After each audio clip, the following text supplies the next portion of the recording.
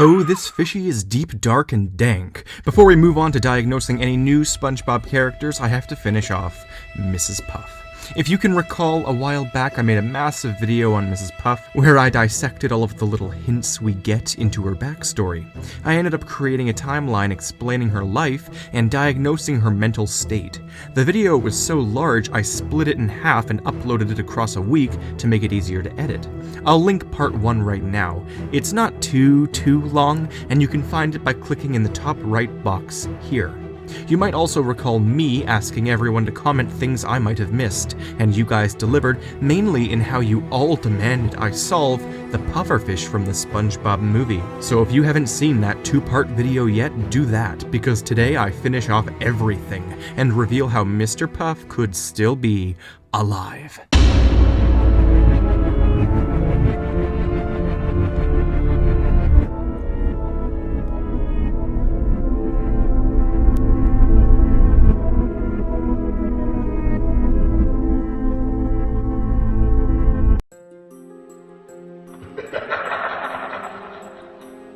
Hello, I'm the Theorizer, and without hesitation, I'll read first over the evidence comments I've gotten from viewers before I launch into the primary topic, Mr. Puff's living body.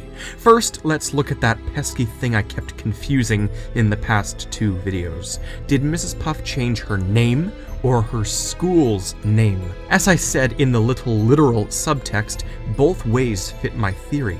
If she changed her name, then everything I talked about proves it. If she changed her school's name, then it would in no way impact the theory negatively or positively, I suppose.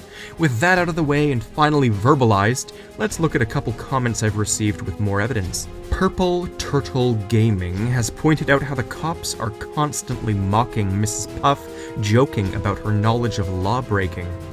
This is clearly the case. The legal system has not only killed Mrs. Puff's psyche, but it is now breakdancing on her grave and drop-kicking the tombstone. It's like her brain was launched into a blender, but it didn't quite slice into a filleted puff. And maybe I thought there were more comments than there actually have been, but going back and looking, there wasn't much evidence that I actually missed. One thing I definitely wanted to touch upon but left out of the original theory was the picture framed on her wall. I got a lot of comments telling me to cover it. Basically, on Mrs. Puff's wall next to her front door, there's a picture of her standing in the doorway. It's weird. Now, I don't quite know what to make of this. Is it meant to be taken literally or symbolically? Is it her insanity? Is it her moving into a new house and just framing it? Is it just another metaphysical joke by the animators? I do not know. This is the one thing that requires brainstorming in the comments, and believe me, it does require you to comment. I don't know, maybe I'll make a video in the future that revolves around this picture, but it won't strictly be on Mrs. Puff because, believe it or not, the show as a whole has things similar to this littered throughout. YouTube commenter ChevonEXCL pointed out something I didn't notice when scanning a chunk of evidence. They pointed out the way Mrs. Puff treats balloon animals. Oh yes, things are getting deep now. During her robbery of SpongeBob's boat, she worries to herself, speaking aloud about how she hopes she still knows how to do this. Do what you say? Why? Create a balloon animal and throw it backwards into the car's spot.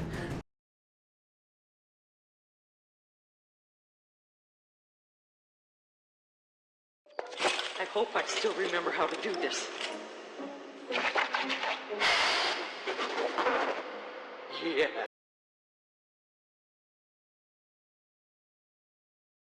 Okay, so 2 things. 1, this is likely a reference to her being a pufferfish, the most balloon-esque animal in the world. Whether it has something to do with her husband remains to be seen. But the second thing is interesting. It's the way she just leaves it behind and wonders if she still knows how to do this. It's almost as if she used to have a life of crime and used balloon animals, or her own puffing biology, to her criminal advantage. And remember, she's not a bad person, she's just had a shady life, either from Mr. Puff or from her childhood, hence being suspected of his murder in the first place. But speaking of Mr. Puff, now's the time to finally look at the crucial evidence presented in the SpongeBob movie. Her husband is definitely the pufferfish that was in Shell City. This comment, amongst a literal sea of others, all continue to hammer in the idea that Mr. Puff is the pufferfish seen in the SpongeBob movie. When SpongeBob goes onto land, he finds a souvenir shop called Shell City, which has a plethora of various dehydrated fish. When SpongeBob and Patrick are about to die from dehydration, they are saved by the sprinkler system, which hits all of the other fish and causes them to become cartoon forms of the real animals. They then attack the man who dehydrated them. Amongst these is a pufferfish who the animators focus on for a moment. Everyone believes this to be Mr. Puff, since it looks very similar to the lamp Tetraodontidae known as Mr. Puff. However, take note that this pufferfish looks slightly different and it has no string popping out of the bottom, meaning it is not a lamp. Additionally, it was not in Shell City when we saw it, and there were multiple other pufferfish in Shell City. It's not being specific to him, and he's very clearly dead. So this is not Mr. Puff.